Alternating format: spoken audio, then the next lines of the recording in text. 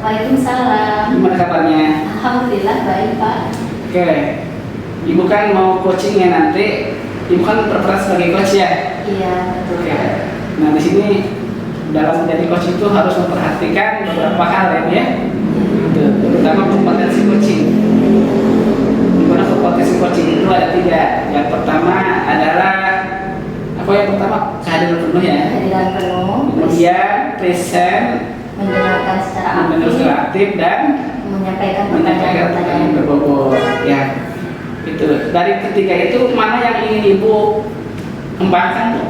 Ya, dari yang ketiga ini saya mencoba mungkin di kompetensi yang pertama dulu Pak. Iya. Saya mencoba riset untuk Kehadiran penuh ya. kehadiran penuh, melayani atau menanggapi segala keluh kesah atau kesalahan dari kunci saya. Baik, pendengaran penuh itu indikatornya apa Bu? Dengan gestur tubuh, dengan penyampaian apa namanya umpan balik dari pernyataan-pernyataan yang disampaikan. Oke, silakan nanti dilanjutkan. Saya akan mengamati ya Bu ya. Kemudian dari kegiatan coaching nanti Ibu sebagai coach itu apa yang ingin diraih Bu? Yang ingin diraih, semoga dengan proses coaching ini coaching saya bisa terbantu untuk menyelesaikan permasalahannya. Sudah? Ya, terima kasih.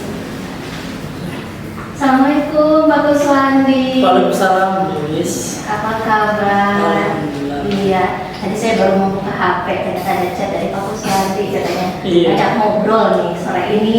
Nah, Iya Bu, betul. kesempatan ini kita mau ngobrol apa nih? Ini Bu, saya sampai sekarang ini masih memikirkan suatu permasalahan di mana siswa-siswa kami itu Ya.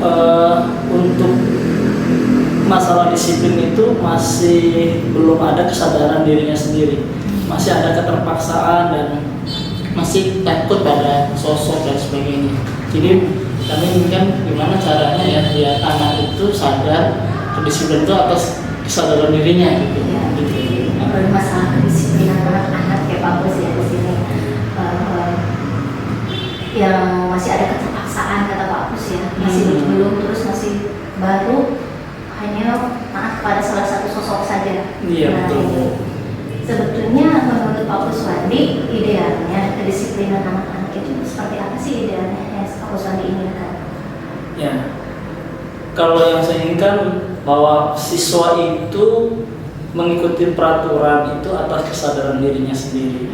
Jadi tidak ada unsur karena takut dihukum Ya. atau takut pada sosok misalnya kesiswaan atau guru yang lain. Jadi betul-betul murni karena kemauan sendiri bahwa tahu betul manfaat daripada peraturan itu sendiri, sehingga mereka dengan senang hati melaksanakan disiplin mengikuti peraturan-peraturan di sekolah tanpa ada keterpaksaan.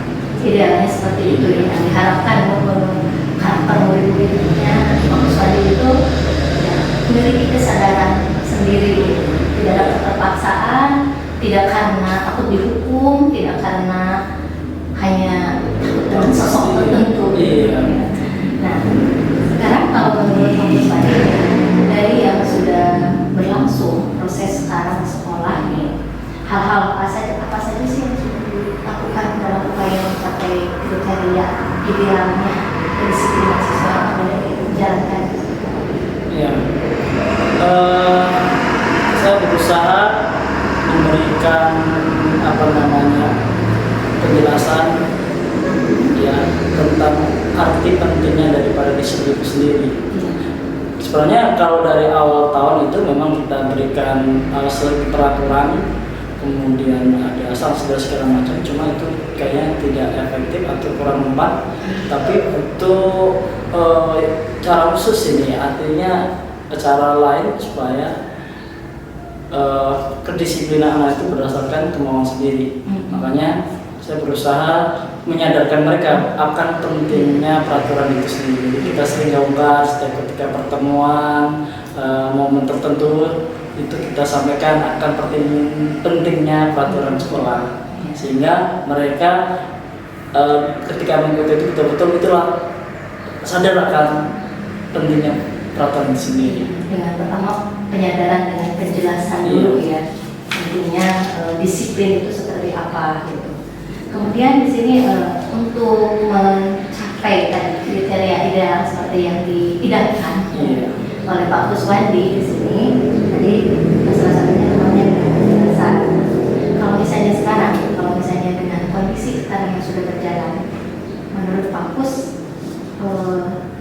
sudah memiliki peta kekuatan atau kelebihan apa yang sudah dijalankan dengan program-program yang sudah berjalan apa saja, dan kemudian kalau misalnya dalam menjalankan program ini kendalanya yang menjadi penghambat itu apa aja? Baik, untuk program yang saya jalankan ini mencoba dengan menggunakan sistem poin ya. Jadi poin kepada peserta didik yang melakukan pelanggaran dan juga prestasi. Jadi kita membedakan antara prestasi dengan pelanggaran. Jadi jangan sampai mereka hanya pelanggaran aja yang dikejar, tetapi prestasinya tidak diperhatikan. Yang positifnya. Makanya saya canangkan bakal kita bikin sebuah sistem. Jadi siapapun yang bentuknya prestasi dicatat dengan menginputkan sistem, kemudian ketika melanggar juga sistem itu diinput oleh wali kelas sebagai tanda bahwa siswa itu berprestasi akan mendapatkan poin plus, dan jika melanggar dia akan mendapatkan poin negatif atau minus itu. Nah, nanti setiap bulannya kita umumkan kelas mana yang terbanyak pelanggarannya, sehingga mudah-mudahan dengan diketahui siapa yang banyak melanggar itu mereka merasa malu, sehingga muncul ada perasaan ingin memperbaiki diri gitu ya. Sehingga mudah-mudahan dengan seperti itu siswa ada keterpanggilan untuk memperbaiki diri dan mendisiplinkan dirinya untuk mengikuti peraturan sekolah. Iya, bagus sekali Pak Kuswandi. Dari program yang sudah dijalankan tadi dengan sistem poin tersebut, ada kendala nggak? Iya, kendala pasti ada Bu. Kendala yang pertama itu masalah waktu penginputan. Nah, kadang-kadang beberapa guru yang kena kesibukannya tidak sempat menginput, sehingga seharusnya siswa yang berprestasi harusnya diinput dengan poin plus. Kalau seandainya tidak terinput karena kesibukan dan lupa, otomatis siswa itu merasa dirugikan ya. Karena nanti pada akhir semester itu kita coba yang nilainya pas tertinggi kita akan apresiasi, sehingga jangan sampai itu terjadi suatu jadi hambatan pada siswa prestasi ya. Jadi penginputan tidak up to date ya, jadi tidak segera gitu karena banyak kesibukan. Solusinya bagaimana Pak kamu mengatasi itu supaya tetap terekam nih? Jangan sampai. Paling kita coba dengan pendekatan dengan para wali kelas supaya jangan sampai untuk penginputan siswa baik itu prestasi ataupun pelanggaran tentu jangan sampai ketinggalan, sehingga mereka siswa terlayani dengan baik gitu. Ya, kalau saya jadi tetap dengan wali kelas supaya jangan sampai ada yang kelewat. Catatannya jangan sampai ada yang negatif. Bagus ya. Termasuk yang hal positifnya juga. Bagus.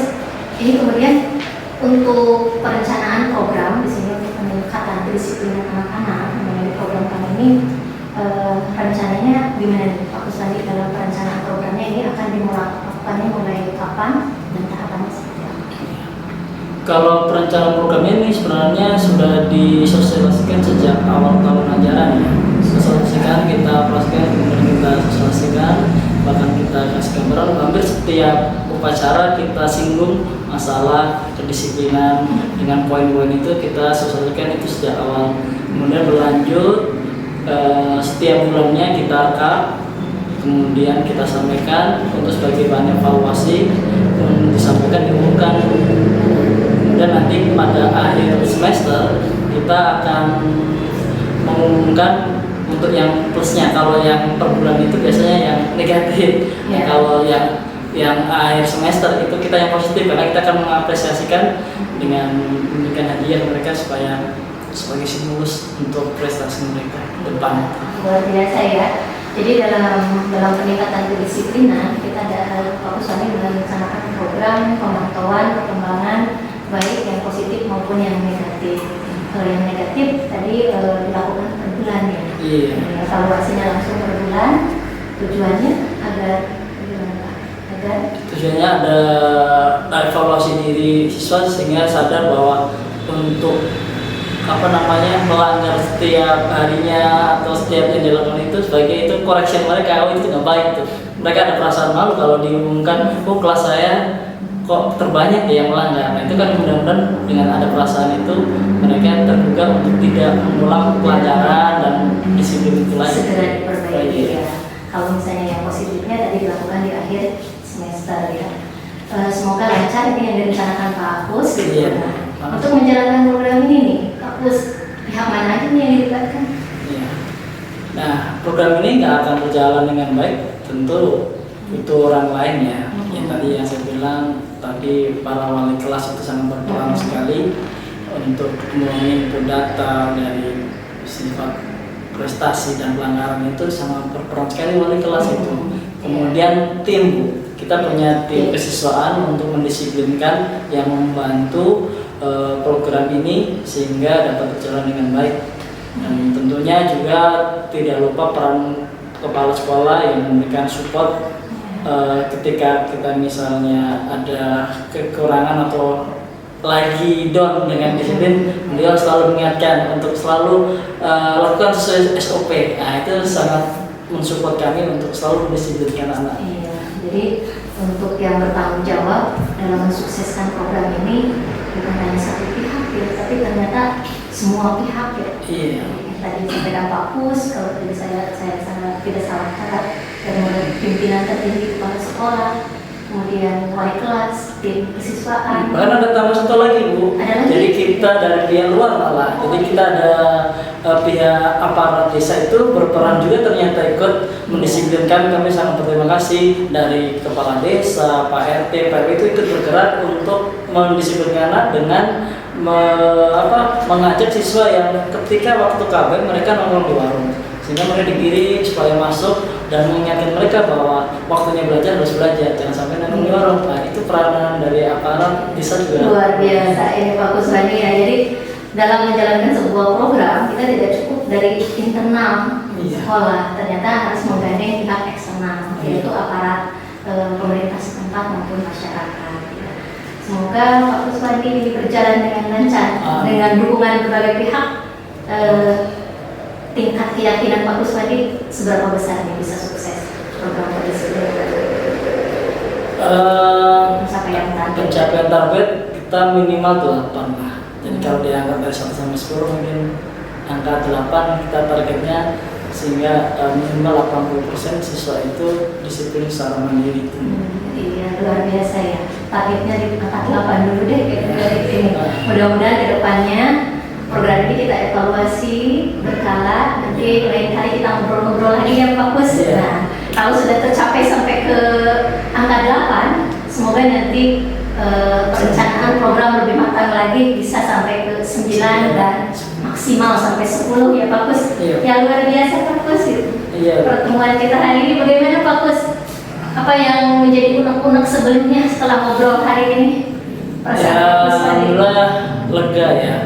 Artinya tadi yang unek-unek gimana obrolan ke siapa, ibaratnya ada rilis, kita coba rilis untuk ajak ngobrol untuk menyelesaikan gimana sih menanggulangi siswa yang disiplinnya masih lemah, masih kurang, mereka belum sadar atas kedisiplinan secara mandiri. Jadi hanya eksternal saja yang mereka keluarkan untuk motivasi disiplin, tapi secara internalnya belum. Dengan dibantu ini alhamdulillah bisa meringankan dan ada pencerahan ini, sehingga kedepannya saya lebih optimis untuk melaksanakan program ini dengan baik dan benar hasilnya maksimal. Iya, luar biasa. Semoga lancar dengan dukungan semua pihak.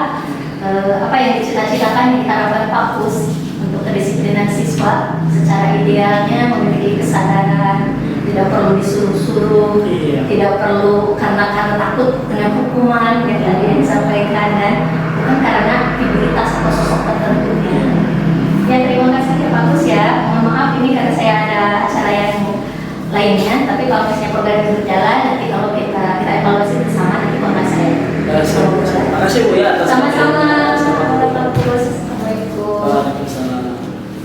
Baik, Ibu Lilis, saya sudah perhatikan proses coaching yang Ibu lakukan tadi ya. Dari kegiatan yang tadi Ibu sebagai coach, kira-kira kehadiran penuh tadi yang ingin dikembangkan, apakah indikatornya sudah dilakukan atau bagaimana? Saya tadi sudah berusaha dengan kesadaran penuh saya mendengarkan semua permasalahan yang dihadapi Pak Kuswandi, kemudian dari yang disampaikan ungkapan-ungkapan Pak Kuswandi mengenai langkah yang sudah dilakukannya, mungkin maupun katakanlah sumber kekuatan, misalnya kekuatan atau peluang yang ada yang sudah berjalan gitu seperti apa, dan kira-kira ada kendalanya apa gitu. Kita juga sudah, dan akhirnya ya dari respon, dan Pak Kuswandi juga sudah bisa merumuskan terutama untuk mengatasi permasalahan yang kendala yang mungkin terjadi, dan dengan melibatkan seluruh warga sekolah, terutama dari dukungan pimpinan tertinggi, wali kelas, kemudian tim kesiswaan, dan juga dalam implementasinya juga dengan dukungan juga dari pihak eksternal, yaitu para pemangku pemimpinan di wilayah sekitar sini, kepala desa maupun masyarakat sekitarnya. Baik, saya juga tadi membuat catatan kecil gitu ya. Memang sudah bagus apa yang sudah Ibu lakukan gitu. Indikatornya sudah tercapai. Kemudian ke depan kompetensi apa lagi kira-kira yang ingin dikembangkan? Saya ingin kembangkan ini adalah dari memberikan pertanyaan-pertanyaan yang berbobot yang harus saya latih lagi. Jadi bagaimana keterampilan berbahasa supaya bisa mengeksplorasi coaching saya lebih baik lagi, bisa mengeluarkan ide-ide gagasannya. Oke, baik, saya tunggu ya nanti. Terima kasih Pak Jainuddin.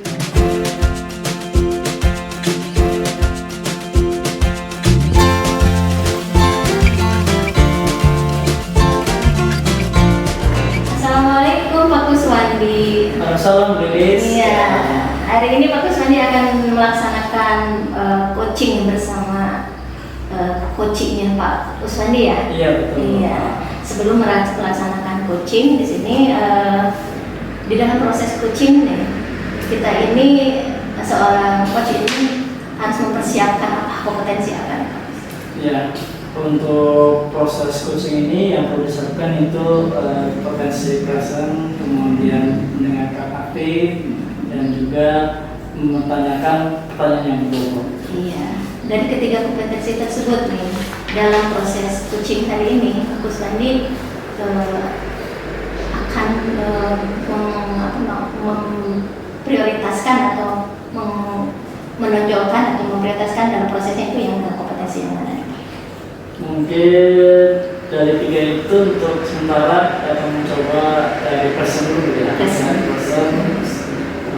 Kita mencoba secara full ya, melaksanakan coaching ini, jangan sampai setengah-setengah. Present ya, dari kompetensi present bisa hadir secara Betul. penuh. Nah, ini untuk bisa hadir secara utuh, secara penuh ini, kira-kira apa yang harus dilakukan Pak Kuswandi? Ya, berarti kita harus fokus Bu. Yang pertama harus fokus dengan apa yang akan kita coach, sehingga kita itu jangan sampai berpikiran kemana-mana. Kita langsung berhadapan langsung dengan coach, kemudian kita mencoba memberikan umpan balik dengan coach itu yang menanggapi permasalahan-permasalahannya. Jangan sampai tidak menanggapi apa yang disampaikan, kita tidak melihat bahkan gestur yang melihat suaranya, misalnya kita cuek, jangan sampai kita harus full fokus untuk mendengarkan dan menanggapi daripada kunci Iya. dengan permasalahannya ini. Luar biasa ya, Pak Kusari sudah siap ternyata untuk melakukan proses coaching dengan coachingnya. Maka dipersilakan Pak Gus menunjukkan proses. Oh ya. Assalamualaikum Pak Jenuddin. Waalaikumsalam warahmatullahi wabarakatuh. Gimana kabarnya ini? Alhamdulillah sehat Pak. Sehat. Oh iya. Tadi Pak Jen ini ya ngechat bahwa Pak Jen butuh ngajak ngobrol ya. Betul Pak. Kali ini. Kira-kira apa sih yang mau dibicarakan kali ini Pak Jen? Jadi saya itu ada sedikit permasalahan Pak terkait anak-anak Pak ya. Iya. Jadi saya ingin, padahal ini kan mepet mau penginputan nilai rapot tuh, tapi anak-anak nilainya masih kurang dari batas minimal Pak gitu. Jadi saya mudah-mudahan nggak jadi masalah nanti pada saat kenaikan kelas gitu Pak. Jadi saya ingin anak-anak itu nilainya pada bagus-bagus, khususnya nilai yang menjadi nilai wajib gitu Pak. Salah satunya di sini ada nilai eskul pramuka nih Pak ya. Itu anak-anak sangat kurang nilainya Pak. Gitu. Saya berharap nilainya pada bagus Pak. Jadi yang dipermasalahkan itu nilai siswa Ya, nilai siswa. Dilihat Bapak sebagai wali kelas 19 kali sebagai pembina Pak. Oh gitu. Sehingga dia melihat apa namanya nilai siswa rasa kurang puas itu ya. Iya. Jadi anak-anak tuh pada saat awal masuk itu padahal sudah diingatkan bahwa pramuka itu eskul wajib bagi kelas 10. Itulah saya sebagai pembina dan sebagai wali kelas gitu, Pak kan ya. Iya. Tapi dalam perjalanannya ini hasil laporan dari pembina yang lain juga dari Dewan Amparan itu, terutama anak saya juga itu nilainya baik yang D Pak, yang D, yang C kan minimal itu B harusnya, dan itu salah satu syarat pendidikan kelas karena diwajibkan di sini Pak. Gitu. Baik.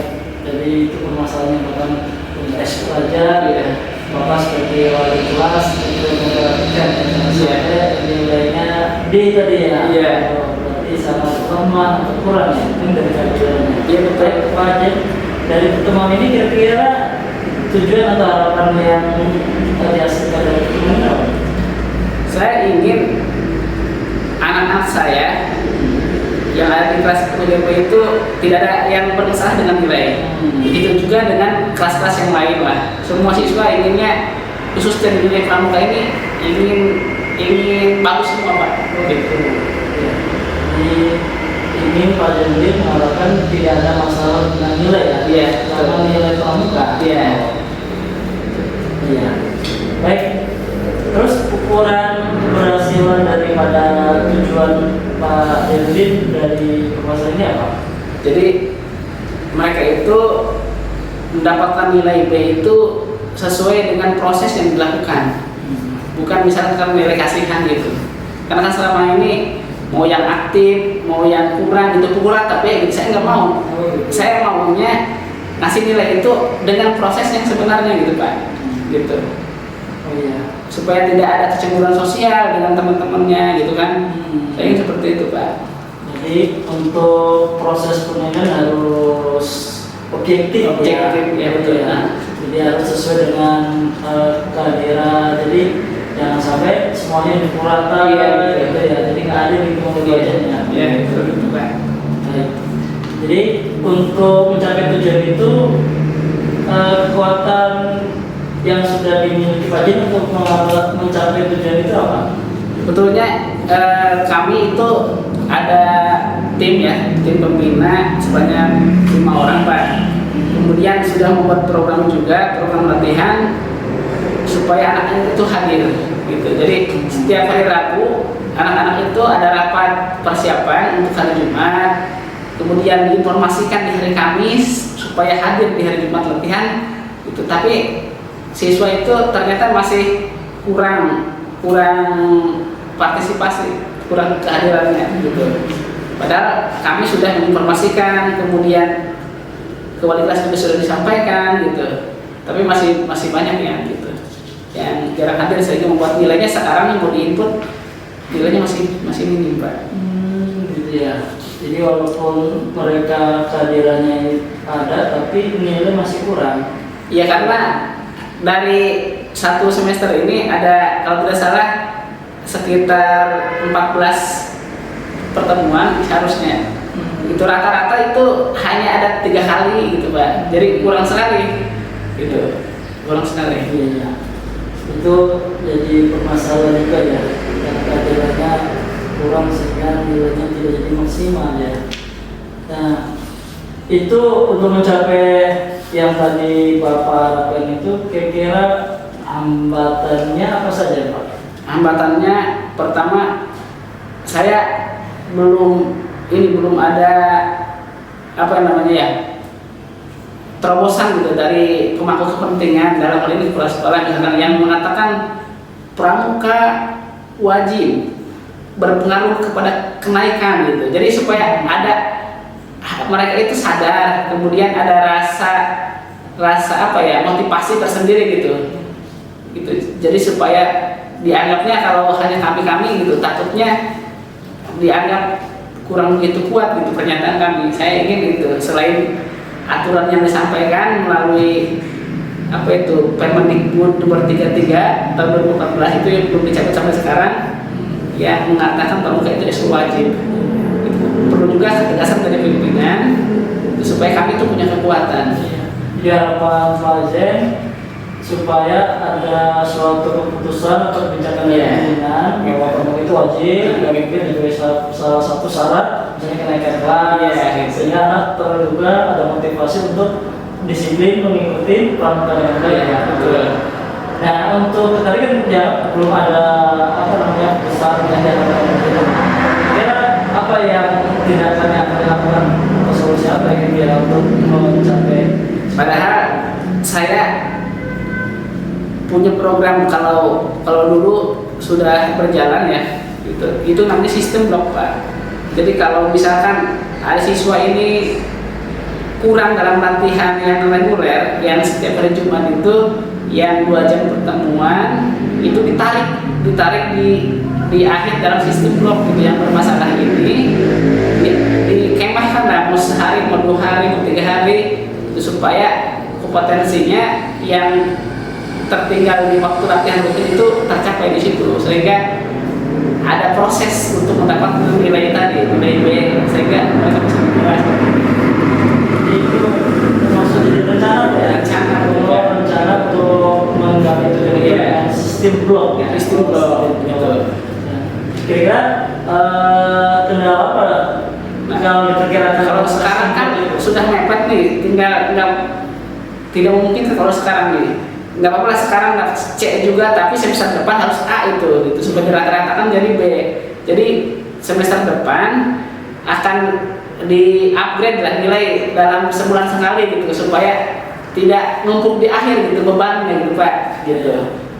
Jadi semester depan rencana sistem blok akan direalisasikan Oh gitu. Jadi rencana Fazen penggunaan sistem blok itu rencana waktunya semester depan ya. Jadi nilai semester pertama dengan semester kedua ada 3 bulan. Iya betul. Nanti dirata biar nilainya minimal dari minimal B ya. Iya. Sekali ya. Sehingga bisa menolak atau mengaju ya. Oh iya bagus sekali Pak. Fazen, dari rencana yang di programkan Fazen untuk mencapai tujuan itu, komitmen apa yang akan dijalankan Fazen? Baik Pak, ke depan saya akan mempertegas aturan, dalam hal ini mendorong kepala sekolah supaya ini loh aturannya gitu disampaikan kepada seluruh anggota pramuka, baik itu anggota muda ya gitu maupun anggota dewasa gitu kan. Kemudian saya juga nanti akan meminta bantuan kepada teman-teman pembina, kemudian rekan-rekan guru di sini sebagai bentuk tanggung jawab lah, kalau mereka memang merasa sebagai anggota pramuka, jangan cuek-cuek saja gitu Pak. Gitu. Jadi harapan Pak Zen selain pembina juga guru-guru lah ya. Guru-guru itu ikut terlibat serta tanggung jawab akan kedisiplinan dan siswa untuk mengikuti orang tua dengan baik ya. Mungkin selain guru atau mungkin ada yang lain yang terlibat Orang tua di sini Pak, orang tua. Orang tua juga karena kan ekskul pramuka jadwalnya habis zuhur Pak ya. Nah anak-anak biasanya habis Jumatan pulang dulu ke rumah. Karena mungkin ketidaktahuan orang tua atau apalah itu masalahnya, anak-anak itu di rumah dibiarkan saja gitu Pak, tidak didorong untuk kembali ke sekolah melaksanakan ekskul pramuka ya yang bagian dari K5 BK itu. Iya, gitu. K5 itu. Ya. Orang tua ternyata ikut berpartisipasi juga ya, sehingga program itu mudah-mudahan bisa berjalan dengan baik ya, dan lancar sesuai dengan harapan, hasilnya maksimal ya. Betul. Ya, baik. Sebagai penutupnya, kira-kira setelah obrolan kita apa yang bisa diambil manfaat atau kesimpulan dari Pak Zain? Jadi siswa harus didorong Pak, di setiap bulan diingatkan dengan cara ini nilai kamu sementara segini gitu. Kemudian harus dilibatkan para wali kelas untuk mendorong anak-anaknya ikut ekskul. Orang tua di rumah juga harus diingatkan dengan jadwal latihan, jadwal belajar. Kemudian para guru-guru juga di sini harus sadar terkait dengan kepeduliannya terhadap gerakan pramuka sebagai sebuah organisasi. Kemudian adanya sistem blok tadi Pak, itu penting untuk solusi terhadap sistem reguler yang tidak berjalan dengan maksimal gitu. Oke sekali Pak Zain, luar biasa programnya. Mudah-mudahan program blog ini yang Bapak tanamkan dan rencanakan dapat berjalan dengan baik dan menghasilkan yang maksimal Pak ya. Iya. Alhamdulillah hari ini mungkin cukup sampai di sini Pak ya. Iya, iya. Kurang ini mohon maaf rezekinya dan terima kasih atas undangannya. Lain kali kita bisa ngobrol lagi, kalau ada masalah kita ngobrol sesuatu yang mungkin kalau ada permasalahan saling mengingatkan. Baik, terima kasih Pak Kusman ya. Oke. Baik, mungkin saya pamit ya. Iya. Ya, assalamualaikum. Sudah selesai proses coachingnya. Nah, dari proses coaching tadi yang dilakukan Pak Kuswandi dan Pak Jainuddin, tadi dari kompetensi yang ingin dikembangkan oleh Pak Kuswandi, dari proses tadi indikator-indikator yang tadi disampaikan ketika praktis sudah dilaksanakan atau belum? Menurut saya alhamdulillah sudah ya. Dari passion itu kita berusaha memperhatikan penuh dari pertanyaan dan permasalahannya, kemudian kita tanggapi dengan balik, dan setelah gestur kita juga tahu ya. Kayaknya sudah. Luar biasa ya. Dari hasil pengamatan saya juga tadi itu sudah ya, Pak Kuswandi sudah berusaha hadir penuh, mendengarkan dengan baik apa yang disampaikan oleh coachingnya dan bisa merangkaikan gitu dari satu rangkaian dari awal hingga akhir menjadi program rencana program yang akan dilaksanakan. Iya. Dan sampai dengan akhir sehingga coachingnya sudah ada gambaran perencanaan yang matang dalam pengembangan program kegiatan untuk mengatasi permasalahan yang tadi. Ya, nih. Selain kompetensi yang tadi masalah kehadiran penuh, nah untuk kedepannya nih Pak Kuswandi ingin mengembangkan kompetensi apa lagi nih sebagai coach? Ya, benar sih kompetensi yang belum itu kan mendengarkan aktif dan memberikan pertanyaan yang berbobot. Insya Allah berusaha untuk mencapai ke sana sehingga tiga-tiganya kompetensi benar-benar bisa tercapai kemudian. Amin ya Rabbal Alamin. Ya semoga sukses untuk kedepannya tentunya dengan banyak melakukan berlatih dan mengimplementasikan coaching sehingga kita terasah ke depannya ya. Terima kasih ya Pak Kuswandi. Semoga sukses ke depannya. Terima kasih. Assalamualaikum.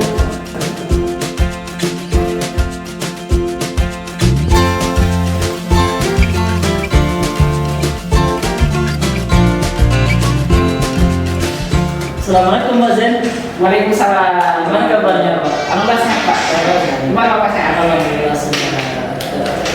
Sebenarnya hari ini Pak Zen mau mengadakan coaching ya. Iya, betul Pak. Coaching dengan Bonis hari ini, dan mudah-mudahan pelaksanaannya dapat berjalan lancar dan tujuannya tercapai gitu ya. Nah, Untuk nanti kita harus beberapa yang perlu dibicarakan dulu Pak. Kira-kira persiapan apa yang Bapak lakukan untuk melakukan coaching ini? Kemarin saya sudah dialog dulu dengan coach saya supaya mempersiapkan untuk proses coaching nanti Pak gitu. Kemudian saya juga mempelajari tentang kompetensi coaching itu sendiri Pak. Kompetensi coaching apa saja Pak yang sudah Bapak? Ya, yang pertama present atau hadir penuh Pak ya. Kemudian mendengarkan aktif. Kemudian yang ketiga menghadirkan pertanyaan berbobot. Baik, dari ketiga kompetensi itu untuk hari ini apa yang Pak Jainuddin ingin kembangkan? Karena saya merasa saya masih kurang di kompetensi mendengarkan aktif, saya akan coba untuk mendengarkan aktif Pak, yang akan saya kembangkan pada sesi kali ini. Mendengarkan aktif ya? Iya, mendengarkan aktif. Ya mudah-mudahan untuk kompetensi dapat tercapai ya. Nah, untuk mencapai kompetensi itu indikator apa yang Bapak canangkan? Nanti saat saya melakukan coaching dengan diri saya akan coba mendengarkan, kemudian merespon dengan anggukan, kemudian dengan penguatan persetujuan gitu ya, dengan gestur yang baik gitu, seperti itu. Oh gitu ya, baik. Itu indikatornya untuk mencapai kompetensi mendengarkan aktif ya. Ya mudah-mudahan bisa terlaksana dan indikator itu tercapai Pak ya. Amin. Oke, selamat untuk melaksanakan itu. Assalamualaikum Bu Des. Waalaikumsalam Pak Jainuddin. Gimana kabar hari Bu? Alhamdulillah baik Pak Jainuddin. Ya. Kemarin Ibu chat saya katanya mau bincang-bincang nih, ya. Iya betul sekali Pak Jainuddin, saya mau hubungi Pak Jainuddin karena ada beberapa hal yang mau saya diskusikan nih. Oke, menarik sekali kayaknya ya. Kira-kira nanti dari perbincangan kita apa harapannya Bu? Ya harapannya saya bisa menemukan solusi untuk permasalahan yang mau saya obrolkan ini. Punya permasalahan ya. Permasalahan. Ya, apa permasalahannya Bu? Ya permasalahan saya itu sebenarnya masalah dengan pembelajaran nih Pak. Pembelajaran. Nah, ini kan kita semester ini itu adalah pertama kali kita itu pembelajaran tatap muka kembali nih. Yeah. Setelah 2 tahun kurang lebih lebih dominan, lebih banyak kan WFH-nya ya di rumah. Betul. Ya. Baik, dan murid juga mungkin karena sudah kebiasaan ada di rumah, ketika sekarang kembali lagi belajar ke sekolah gitu ya. Jadi yang saya rasakan sebagai guru beda menghadapinya, bukan tidak seperti murid saya yang 2 tahun yang lalu gitu. Baik. Bu, Ibu, nah sebagai guru memang pelajaran seperti ini Ibu harapkan? Ya, yang saya harapkan itu ya ketika dalam proses pembelajaran murid itu fokus dengan pembelajarannya, mengikuti setiap tahapan pembelajaran, tidak terganggu dengan hal yang lainnya. Tapi kenyataannya di pasca COVID ini ketika tatap muka, karena mungkin 2 tahun ini terutama permasalahannya itu adalah di penggunaan HP Pak, gadget yang mengganggu dalam proses pembelajaran itu. Nah, jadi kalau dulu 2 tahun yang lalu kan nggak boleh bawa HP, sudah peraturan sekolah sudah berjalan, murid juga sudah menaatinya, mungkin hanya dalam kegiatan-kegiatan tertentu aja murid ke sekolah bawa HP. Tapi setelah 2 tahun mereka interaksi, katakanlah 24 jam dengan HP ini ya. Ketika kembali lagi ke sekolah tatap muka, itu adalah sesuatu yang sulit untuk dipisahkan dengan dunia mereka. Dan ternyata itu adalah salah satu yang mengganggu proses pembelajaran mereka. Nah, saya catat nih fokus yang menjadi hal utama ya, yang tidak fokus berarti ya. Memang fokus yang seperti apa yang Ibu harapkan dari pembelajaran siswa? Iya. Jadi ya saya bukan membelenggu murid supaya duduk tenang, anteng tanpa beraktivitas, tetapi ya silakan serius, santai, tetapi sesuai dengan alur sehingga capaian pembelajarannya bisa diraih gitu. Nah sementara yang sekarang itu dengan HP ini, jadi anak itu mungkin ya lebih tertarik dengan daripada pembelajaran, lebih tertarik dengan HP-nya, lebih ngintip-ngintip, lihat titip lihat chat, atau ada juga yang ada namanya nggak cantum apa main bareng gitu. Iya. Jadi konsentrasi gitu. Memang yang sudah berjalan sama ini apa yang dilakukan? Yang sudah saya lakukan ya tadi saya sampaikan, kalau kita memisahkan mereka dengan HP tidak bisa, karena itu sesuai dengan perkembangan zaman mereka ya. Yang saya lakukan bagaimana ya HP tersebut saya gunakan untuk pembelajaran gitu. Salah satunya misalnya untuk searching sumber-sumber atau materi-materi yang sedang saya ajarkan, yang saya terangkan gitu. Kemudian pada materi tertentu, misalnya saya kan ada mata pelajaran yang saya ambil juga adalah produk kreatif dan kewirausahaan. Nah, saya juga meminta murid-murid saya menggunakan handphone mereka itu kata Android ya Pak, untuk dengan menggunakan aplikasi Canva membuat desain dari produk wirausaha yang akan mereka kembangkan. Yang sudah saya lakukan. Apakah yang dilakukan tadi ada kendala nggak? Nah, kendalanya kita itu harus ada standby terus di samping mereka. Kalau kita misalnya lengah sedikit, mudah menyimpang lagi, jadi balik lagi ngintip-ngintip. Apalagi misalnya murid saya kan mayoritas laki-laki nih Pak. Jadi ajakan mabar gamenya itu. Jadi nyuri-nyuri. Mungkin di luar sana masih ada teman-temannya yang dulu ketika masa Covid itu mabar gitu. Jadi akhirnya mah ya itu seringkali teralihkan. Walaupun kita sudah berusaha dimasukkan ke dalam program desain pembelajaran. Baik, ya, itu sudah dilakukan. Kemudian untuk rencana ke depan supaya lebih baik bagaimana Bu? Rencana ke depannya ya saya mungkin dalam proses pembelajaran dengan menggunakan handphone tersebut ya akan lebih mendesain lebih bisa mendesain, menganalisis dulu materi-materi yang mana nih yang bisa misalnya keterlibatan murid dalam proses pembelajarannya menggunakan handphone, baik dengan untuk men-searching sumber, bisa juga kan dengan ini misalnya untuk menguatkan pemuatan materinya dari YouTube gitu ya. Kemudian menggunakan aplikasi-aplikasi apa saja yang bisa support pada HP-nya yang menjadi penunjang proses pembelajaran. Kayak tadi salah satu contohnya adalah membuat desain. Desain itu ya tidak katakanlah anak harus punya laptop, punya komputer, tapi dengan Android juga bisa. Itu bisa dilakukan untuk proses pembelajaran. Bagus sekali Bu ya. Kira-kira siapa yang diminta bantuan nih? Siapa yang akan dilibatkan misalkan untuk mendukung supaya dia rencana itu berjalan? Nah, yang akan saya libatkan dalam perencanaan program ini, yang pertama saya minta dukungan dari kepala sekolah sebagai pimpinan tertinggi di sekolah.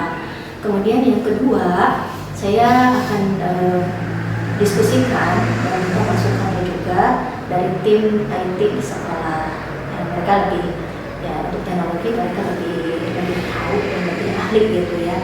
Sehingga dari tim IT ini bisa membantu saya maupun guru-guru yang lainnya gitu, supaya bisa menggunakan teknologi pada HP ini untuk menopang proses pembelajaran.